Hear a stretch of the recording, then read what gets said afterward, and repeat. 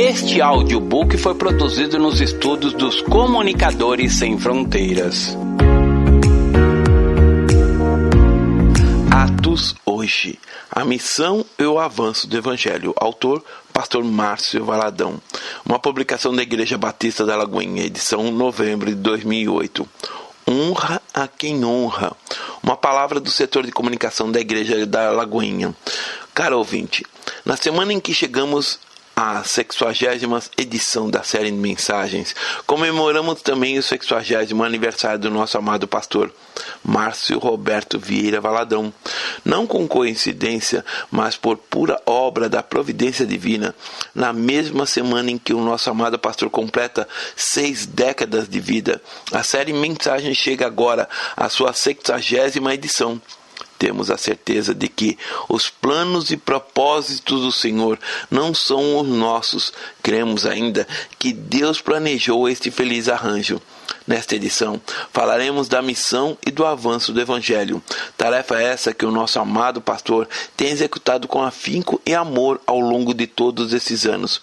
A nossa oração e o desejo do nosso coração é que esta mensagem venha tocar o seu coração de maneira sobrenatural, pois como o próprio pastor Márcio já disse, o objetivo de todo o trabalho que desenvolvemos é o de semear, semear, semear. Então, onde houver um lugar para ir, nós queremos chegar. E saiba, amado ouvinte, que você é parte desta história que construímos a cada semana, em que uma publicação, pela graça de Deus, é concretizada.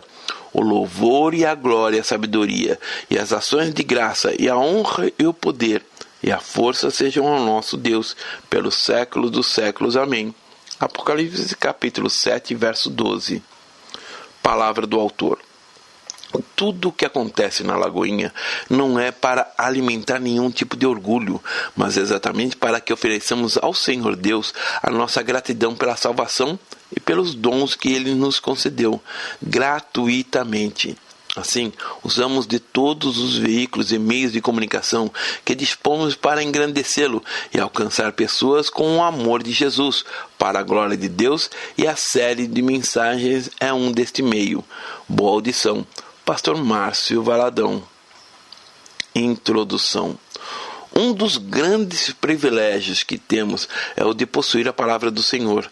Não me refiro ao fato de tê-la apenas como um livro qualquer, mas o de deixarmos o nosso coração nas mãos do Pai, tendo a expectativa daquilo que Ele pode e quer fazer.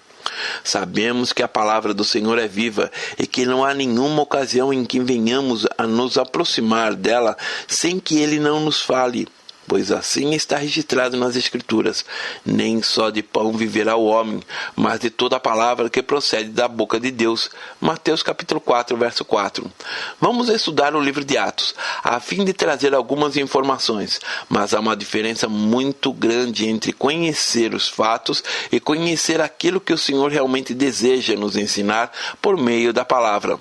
Que neste momento você possa deixar o seu coração no coração do Senhor, que você tenha fome de conhecê-lo, que por meio da unção do Espírito você seja edificado, consolado, exortado, em nome de Jesus. Amém.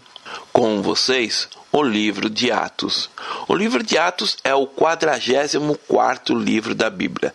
Ele tem 28 capítulos, 1007 versículos, 24.250 palavras e 75 interrogações. 21 profecias do Velho Testamento que foram cumpridas literalmente. Temos ainda 20 novas profecias, 949 versículos da história, versículos que trazem as narrativas do Velho Testamento, 49 versículos de profecias que já foram cumpridas e 14 versículos de profecias que ainda não foram cumpridas. O livro de Atos descreve 30 anos de história, desde a ascensão de Cristo. Atos menciona 32 países, 54 cidades e 9 ilhas do Mediterrâneo. E nele encontramos os nomes de 95 pessoas. O livro foi escrito por Lucas por volta do ano 63. Lucas não foi um dos apóstolos, ele era um médico. Encontramos o Evangelho de Lucas e no livro de Atos alguns termos médicos, termos esses que profissionais da área da saúde, os médicos, usam no dia a dia. assim como os crentes, que têm vocabulário próprio. É fácil reconhecer um crente pelo seu modo de falar, não é mesmo? No capítulo 1 de Lucas, nos versículos de 1 a 4, está escrito: visto que muitos houve que empreenderam uma narração coordenada dos fatos que entre nós se realizaram, conforme nos transmitiram os que desde o princípio foram deles, testemunhas oculares e ministros das palavras. Igualmente a mim me pareceu bem, depois de acurada investigação de tudo desde a origem, dar-te por escrito, excelentíssimo Teófilo, uma exposição em ordem, para que tenhas plena certeza das verdades em que fostes instruído. Lucas escreveu no seu evangelho essa narrativa, tendo como ponto de partida os pontos conhecidos para este homem chamado Teófilo. O significado do nome Teófilo é amigo de Deus. Se formos para o livro de Atos, poderemos dizer que o Evangelho de Lucas foi o primeiro volume e Atos o segundo. Lucas mostra no Evangelho o início do ministério do Senhor Jesus e as obras que ele fizera. Mas é interessante que logo na introdução do livro de Atos, Lucas fala: escrevi o primeiro livro, ó Teófilo, relatando todas as coisas que Jesus começou a fazer e a ensinar até o dia em que, depois de haver dado mandamentos por intermédio do Espírito Santo aos apóstolos que escolhera, foi elevado às alturas. Atos capítulo 1, verso 1 e 2. O Evangelho de Lucas começa com a narrativa do nascimento de Cristo. Ele descreve a trajetória do Filho de Deus, os ensinos, a morte, a ressurreição, indo até a ascensão. Atos é o segundo volume, ou seja, Lucas narrou fatos depois da ascensão do Senhor Jesus, com um propósito bem definido, o de demonstrar como o Evangelho avançara triunfantemente das fronteiras do judaísmo para o mundo gentil, apesar de tanta oposição, de tantas perseguições, das mais tremendas. O livro de Atos procura exatamente trazer à tona toda essa trajetória. O segundo propósito do livro de Atos é o de revelar a missão do Espírito Santo na vida e no papel da igreja. Em Atos, vemos a ênfase que ele dá à realidade do Espírito Santo. Por 50 vezes, nos 28 capítulos do livro, encontramos o nome do Espírito Santo. Ainda que o livro seja chamado Atos dos Apóstolos, e ainda que não encontramos aqui todos os apóstolos, o título do livro poderia ser Os Atos do Espírito Santo. Algo tão glorioso é exatamente o fato de a igreja ter nascido no dia do Pentecostes. E o propósito do Senhor no livro de Atos é o de nos ensinar a vivermos como igreja esta grande realidade. Os princípios permanecem e os fatos históricos não se repetem, mas os princípios históricos sim. A igreja nasceu cheia de glória. O livro de Atos difere de todos os outros livros da Bíblia, porque enquanto todos os outros livros têm um começo, um meio e um fim, o de Atos tem um começo, um meio, mas não tem um fim. Isso porque nós, como igreja, continuamos a escrevê-lo. Talvez essa informação possa lhe parecer estranha. Estou escrevendo no livro de Atos? Você pergunta. No céu, nos registros do Senhor, o livro de Atos continua sendo escrito. O livro de Atos mostra exatamente isso, como Deus pode usar e continuar usando pessoas, homens e mulheres limitados, mas com uma dependência absoluta do Senhor. Esclarecendo os fatos, o contexto de Atos. Ainda em tom de apresentação do livro de Atos, encontramos alguns estágios especiais no mesmo, e quero mencioná-lo antes de entrarmos no texto propriamente dito, a fim de que os irmãos os tenham em mente de uma forma muito clara na sua vida. O primeiro dos estágios é a igreja. O livro revela a origem do poder da igreja e a verdadeira natureza da sua missão, com os princípios que devem norteá-los em todas as gerações. Os paradigmas para a igreja estão no livro de Atos, que é o modelo. Atos revela, neste momento em que vivemos, o poder da igreja, que é puramente espiritual, sobrenatural, divino. É a graça da unção do Senhor. O segundo destaque é a terceira pessoa da Trindade, o Espírito Santo, bem como o batismo por ele e o ministério que ele nos outorga. No capítulo 1, do verso 8, lemos: Mas recebereis poder ao descer sobre vós o Espírito Santo, e sereis minhas testemunhas, tanto em Jerusalém como em toda a Judéia e Samaria, e até os confins da terra. Encontramos aqui a situação do Espírito Santo, e essa sua descida ou vinda era uma promessa.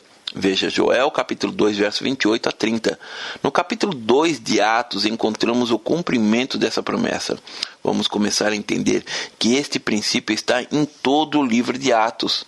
Do capítulo 1 até o capítulo 12 de Atos, vemos que o centro das decisões estava em Jerusalém e que o personagem proeminente é o apóstolo Pedro.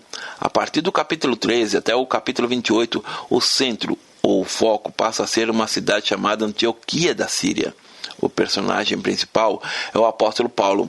Percebemos algo muito interessante. No começo, o evangelho estava sendo pregado em Jerusalém, Judéia e Samaria, até o capítulo 12. Mas logo em seguida, a partir do capítulo 13, esse evangelho é pregado até os confins da terra. Fazendo uma exegese, crítica e interpretação dos livros do Antigo e Novo Testamento, e em geral dos livros sagrados, bem profunda, vamos perceber que a expansão do Evangelho em Jerusalém, Judéia e Samaria e até os confins da terra deveria ser algo simultâneo, ainda que os registros que encontramos aqui são como se fossem em sequência, um após o outro. Ele fala do Espírito Santo nos concedendo poder. No capítulo 4, versículo 31, encontramos o Espírito Santo trazendo e concedendo à igreja a intrepidez. Tendo eles orado, tremeu o lugar onde estavam reunidos. Todos ficaram cheios do Espírito Santo e com intrepidez anunciavam a palavra de Deus. A segunda coisa que o Espírito Santo trouxe e que está relatada aqui é a intrepidez. Uma tradução diz ousadia. Você pode perceber que uma pessoa cheia do Espírito Santo é cheia de ousadia. É o desejo de Deus, e a igreja do Senhor Jesus não pode viver sem a unção e a vida do Espírito Santo, pois é o Espírito Santo que concede poder, intrepidez e sabedoria. Qual a diferença entre inteligência e sabedoria? Existem pessoas que nascem muito inteligentes, mas a sabedoria é algo diferente. Quantas vezes você olha para uma pessoa e parece que ela não frequentou nenhuma escola, mas quando você começa a conversar, percebe-se uma sabedoria tremenda em suas palavras. No capítulo 6, do verso 3, lemos: Mas, irmãos, escolhei dentre vós 7 homens de boa reputação, cheios do Espírito Santo e de sabedoria, aos quais encarregaremos deste serviço. O Espírito Santo traz sabedoria. Quanto mais você preza por sua comunhão com o Senhor, quanto mais você permite que o Espírito Santo tome conta da sua vida, à medida que você mais se rende a Ele, permitindo ser cheio do Espírito Santo, mas Ele traz a sabedoria. O Espírito Santo provoca também um santo temor, e temer a Deus não é ter medo de Deus, mas ter respeito, reverência e consciência de sua presença, que gera temor. E o temor do Senhor nos leva a não pecar. Quando a pessoa está com o coração cheio do temor do Senhor, ela não peca. No início da igreja, os irmãos estavam apaixonados por Jesus. Era uma paixão pura, um amor profundo, a ponto de muitos que possuíam bens os vendiam e aplicavam no reino. Vejamos o capítulo 5, do verso 3. Então disse Pedro: Ananias, por que encheu Satanás o seu coração para que mentisse ao Espírito Santo, reservando parte do valor do campo? Conservando-o, porventura não seria teu? Verso 5. Ouvindo essas palavras, Ananias caiu e expirou, sobrevindo grande temor a todos os ouvintes. O verso 11 diz: E sobreveio grande temor a toda a igreja e a todos quantos ouviram a notícia desses acontecimentos. O Espírito Santo traz o temor do Senhor. Qual o nível do temor do Senhor na sua vida? Não que tenhamos que viver apavorados, escondidos. Pelo contrário, o temor do Senhor é exatamente a consciência da sua presença.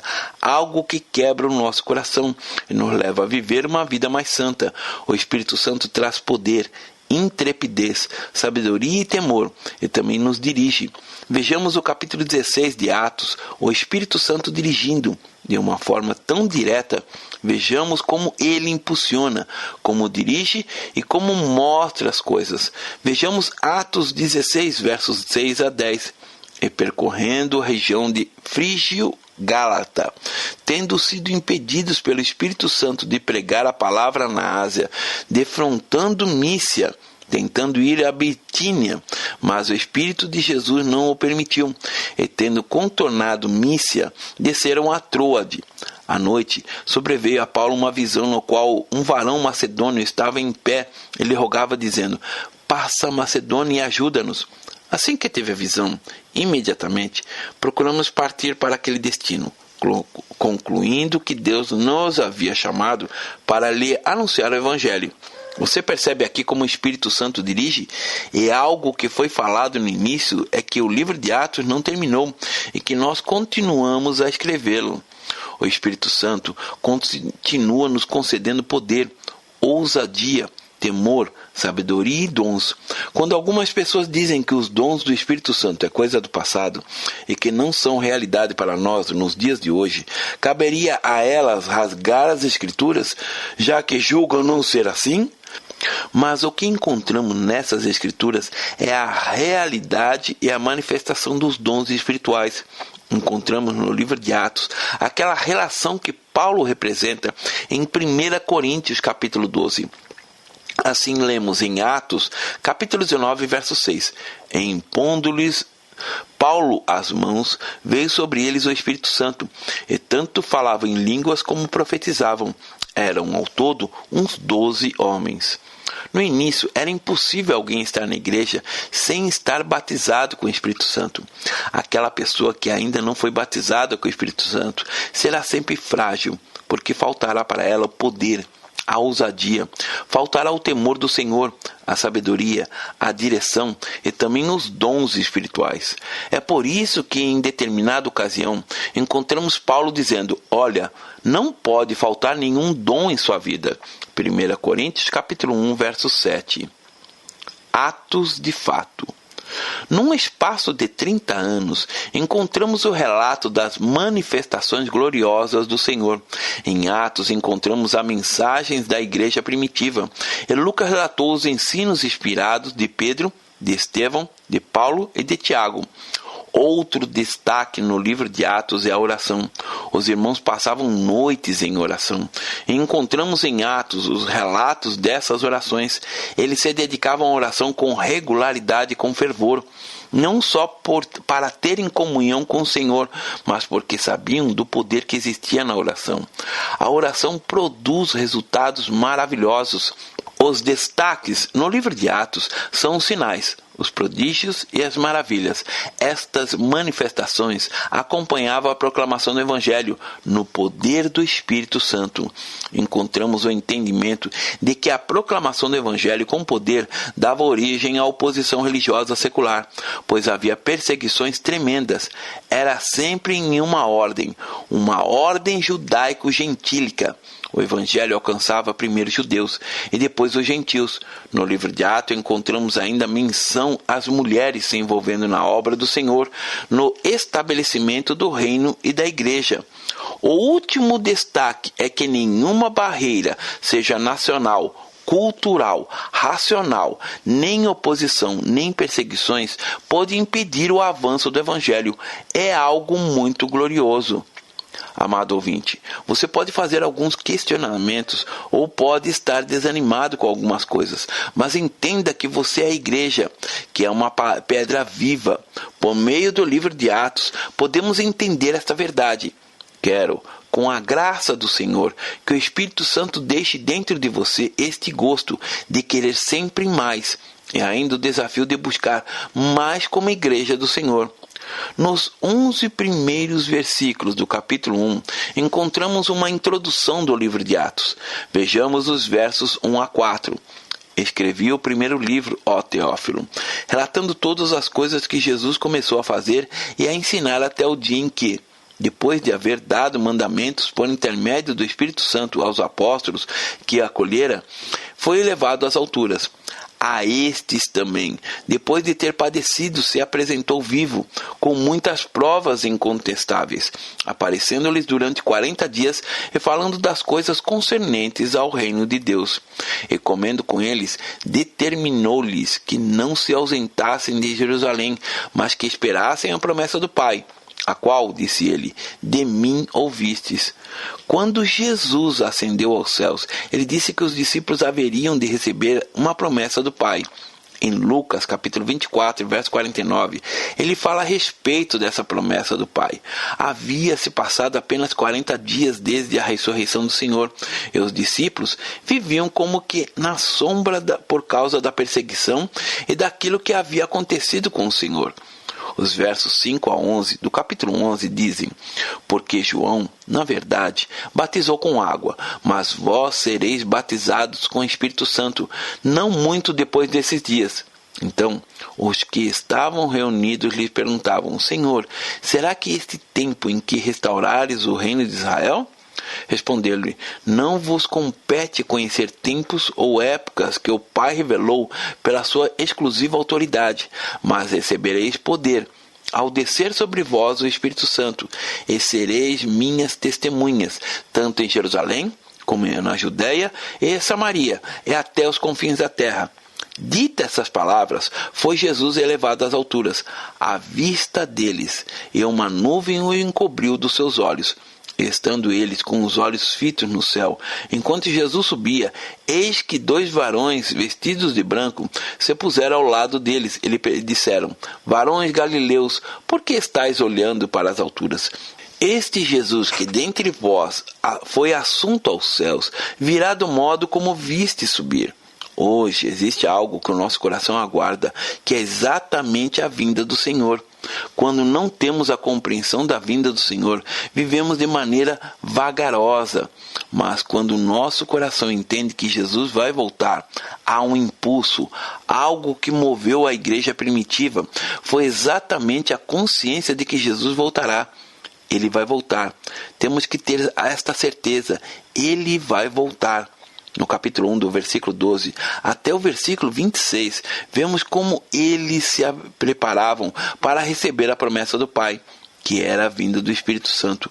Até então, não houve um momento em que o Espírito Santo não estivesse presente, mas agora iria ser inaugurado um momento novo. Podemos dizer que o Velho Testamento temos a atuação de Deus, o Pai, e os Evangelhos mostram o ministério do Senhor Jesus. A partir do livro de Atos, encontramos a atuação do Espírito Santo, encontramos esses princípios de maneira gloriosa. O papel dos discípulos em Atos. Em Atos 1, versos 12 a 14, lemos: então voltaram para Jerusalém, do monte chamado Olival, que dista daquela cidade tanto como a jornada de um sábado. Quando ali entraram, subiram para o cenáculo, onde se reuniram Pedro, João, Tiago, André, Filipe, Tomé, Bartolomeu, Mateus, Tiago, filho de Alfeu, Simão, o Zelote, e Judas, filho de Tiago. Todos eles perseveravam unânimes em oração com as mulheres, com Maria, mãe de Jesus, e com os irmãos dele. Esta é a última vez que a mãe de Jesus, Maria, é mencionada nas Escrituras. Um grupo de 120 discípulos estava ali pronto, esperando. Encontramos a escolha de Matias para tomar o lugar de Judas. Isso porque no livro de Apocalipse é mencionado que a cidade celestial tem fundamentos com o nome dos 12 apóstolos. Foi Matias que substituiu Judas, e este passara a integrar o grupo dos 12. No capítulo 2, lemos acerca do dia do Pentecostes, que mostra a glória, aquilo que traz o poder, o combustível. É como se alguém que construísse um automóvel estivesse com tudo preparado, mas sem combustível. Normalmente, as religiões são assim. Tem uma estrutura, mas falta-lhes o poder. A vida cristã não é apenas a soma de vários mandamentos e princípios a serem seguidos pelas pessoas. É muito mais que isto. E para muitos, falta-lhes o poder para executar o que está ali. Não pode existir vida cristã sem o Espírito Santo. O capítulo 2 de Atos começa dizendo assim: ao cumprir-se o dia do Pentecostes, estavam todos reunidos no mesmo lugar. De repente, veio do céu um som, como um vento impetuoso, e encheu toda a casa onde estavam assentados. E apareceram, distribuídas entre eles, línguas como de fogo, e pousou uma sobre cada um deles. Todos ficaram cheios do Espírito Santo e passaram a falar em outras línguas, segundo o Espírito lhes concedia que falassem. Versos 1 a 4. E, pelo menos 3 vezes no livro de Atos, encontramos a declaração em que o batismo com o Espírito Santo nos capacita a falarmos em outras línguas. Este falar em outras línguas não é um falar estático, mas um falar espiritual, uma linguagem espiritual, segundo a compreensão do apóstolo Paulo. E à medida que falamos em línguas, nos edificamos. Em Atos 2, lemos que, após a descida do Espírito Santo, todos ficaram cheios e logo depois testemunharam, começaram a falar. Ao contrário do que acontecera no momento em que Jesus Cristo fora crucificado, em que muitos fugiram com medo. Após serem cheios do Espírito Santo, as coisas mudaram. Houve intrepidez e ousadia. Lemos os versículos 12 de Atos, capítulo 2, parte B do verso. Percebemos que, verdadeiramente, eles ficaram cheios do Espírito Santo. E que quer dizer isto? Outros, porém, zombando, diziam, estão embriagados. Pedro mostrou a todos que não estavam embriagados. Ele pregou, demonstrou, fez toda a exposição do Evangelho. Ouvindo ele estas coisas, compungiram-se-lhes o coração e perguntaram a Pedro e aos demais apóstolos, que faremos, irmãos? Versículo 37 do capítulo 2. Por não terem experiência e compreensão, algumas pessoas, quando são batizadas com o Espírito Santo, pensam que ele irá tomá-las, dominá-las, mas se isso fosse algo que elas mesmas não pudessem controlar. Porém, é preciso saber que se pode falar em línguas no momento em que desejar. Por isso, querido, beba desse vinho celestial e seja cheio do Espírito Santo. À medida que você falar de Jesus para alguém, sob a unção do Espírito Santo, ele dirá, o que é que eu tenho de fazer?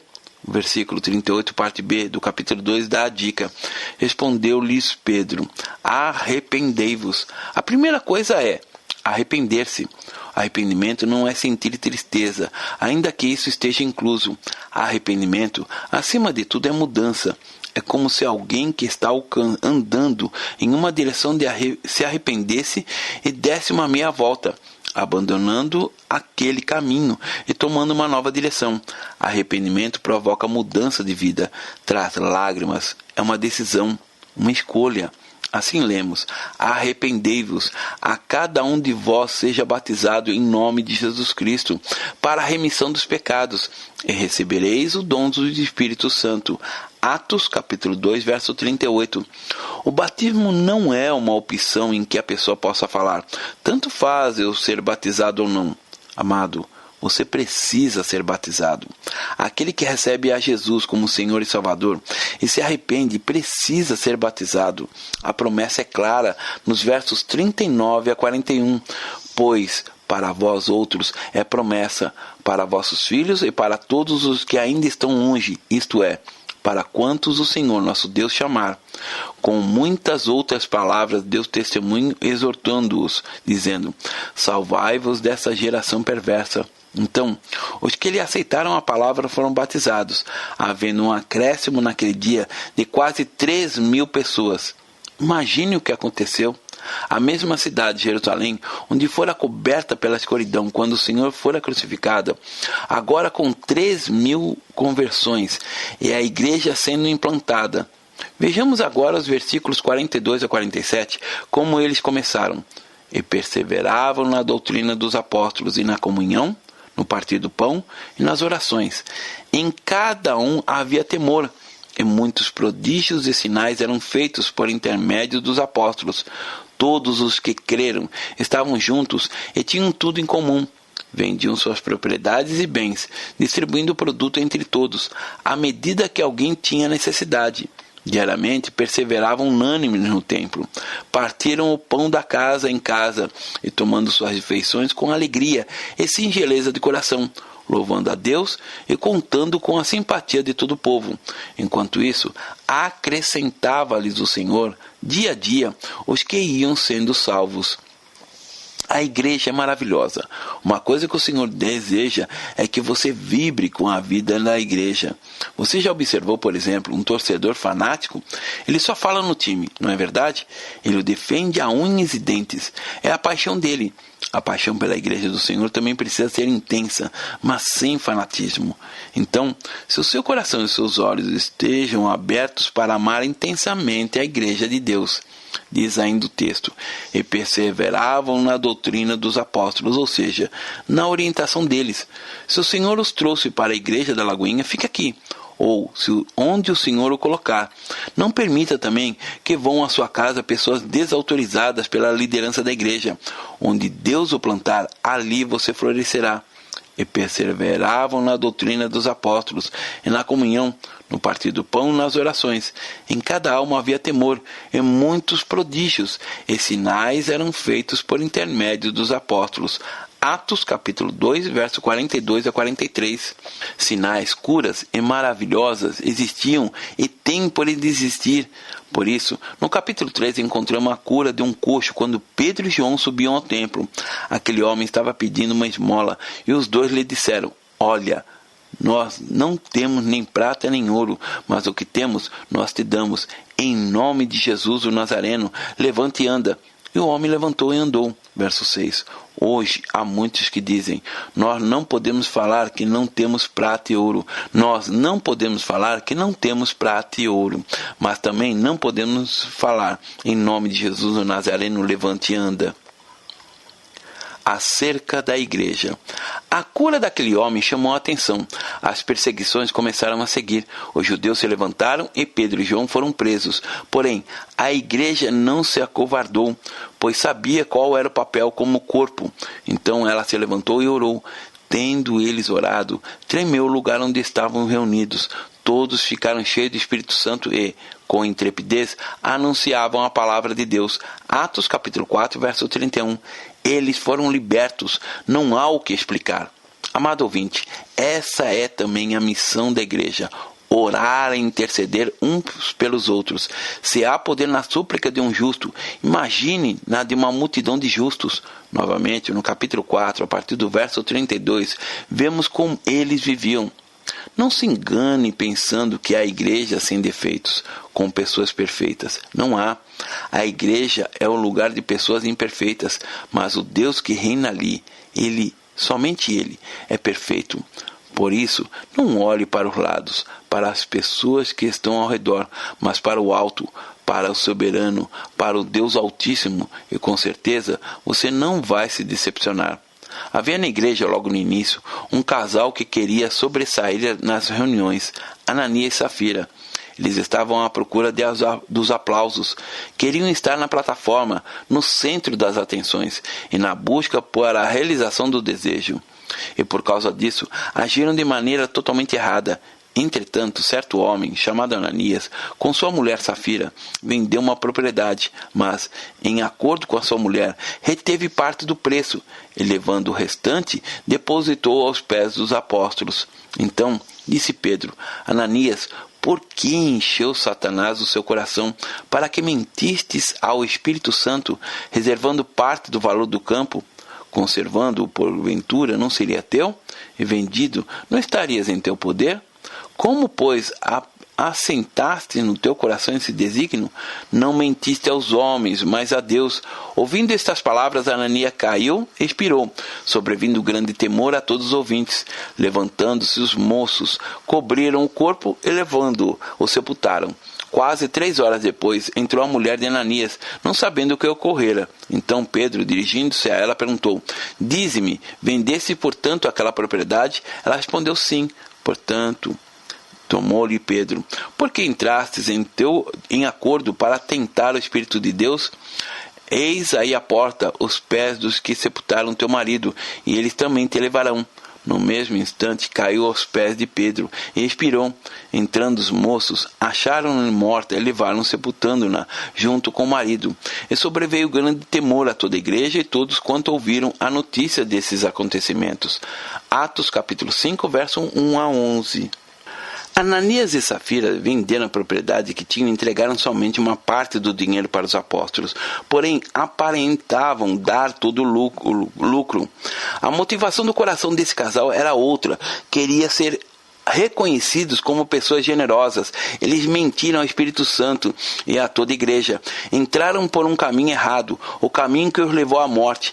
Esta lição está registrada para o nosso ensino. Não queira proceder como eles, pois o final é trágico. Prosseguindo nos versos 12 a 16, muitos sinais e prodígios eram feitos entre o povo pelas mãos dos apóstolos, e costumavam todos reunir-se, de comum acordo, no pórtico de Salomão, mas dos restantes, ninguém ousava juntar-se a eles. Porém, o povo lhe tributava grande admiração, e crescia mais e mais a multidão de crentes, tanto homens como mulheres, agregados ao Senhor, a ponto de levarem a enfermos até pelas ruas e os colocarem sobre leitos e macas, para que, ao passar Pedro, ao menos a sua sombra se projetasse em algum deles.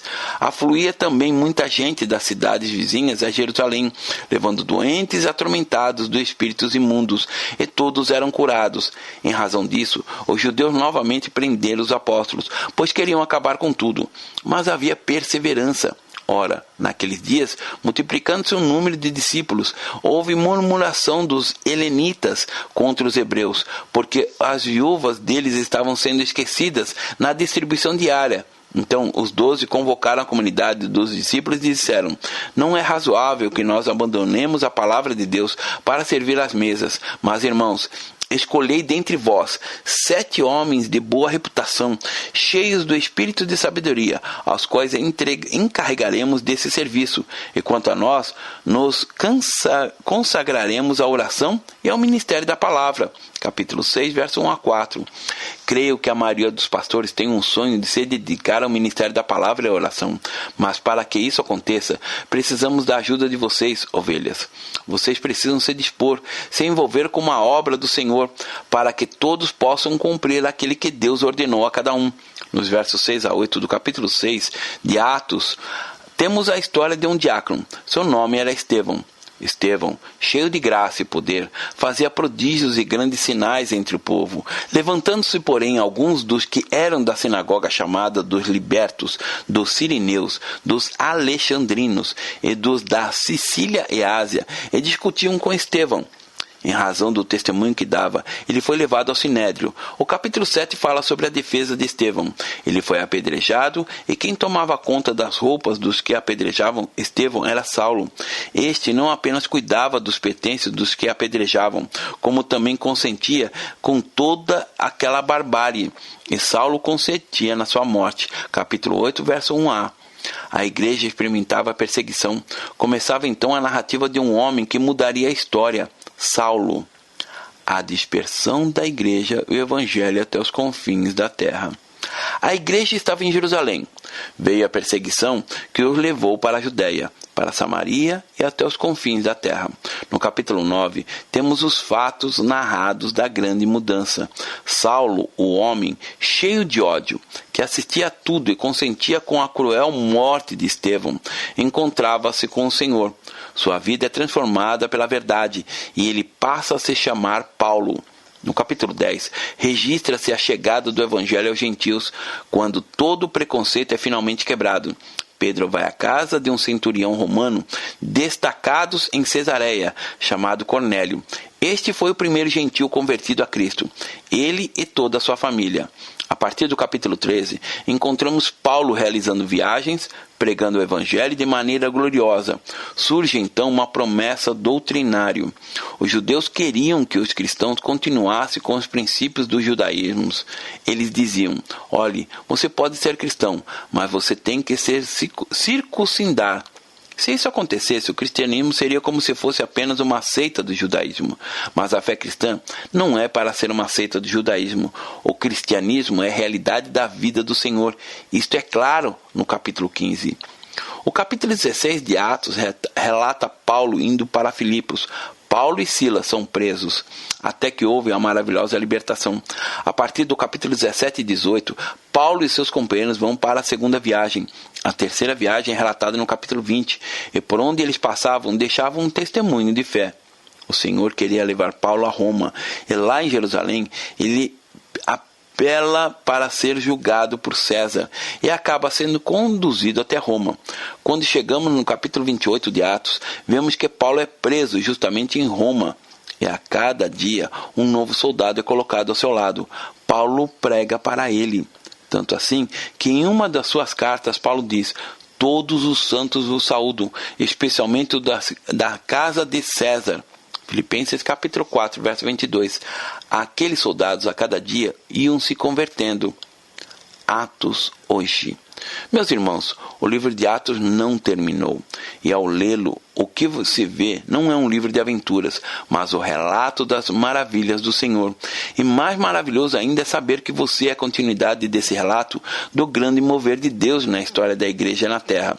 Você precisa ter no coração esta compreensão. Eu estou escrevendo o livro de Atos. Quando o apóstolo Paulo estava diante do governador, diante de Festo, diante do rei Agripa, no capítulo 26, verso 27, ele diz: acreditas, ó rei Agripa, nos profetas? Bem sei que acreditas. Então, Agripa se dirigiu a Paulo e disse: por pouco me persuades a me fazer cristão. Paulo respondeu: assim Deus permitisse que, por pouco ou por muito, não apenas tu, ó rei, porém todos os que hoje me ouvem se tornassem tais como o qual eu sou, exceto estas cadeias. O propósito do Senhor Deus é que cada pessoa possa realmente conhecer a esperança que o Evangelho proporciona. O livro de Atos tem apenas uma mensagem: a de que Jesus Cristo morreu e ressuscitou, e que Jesus está vivo. Jesus não é uma ideia.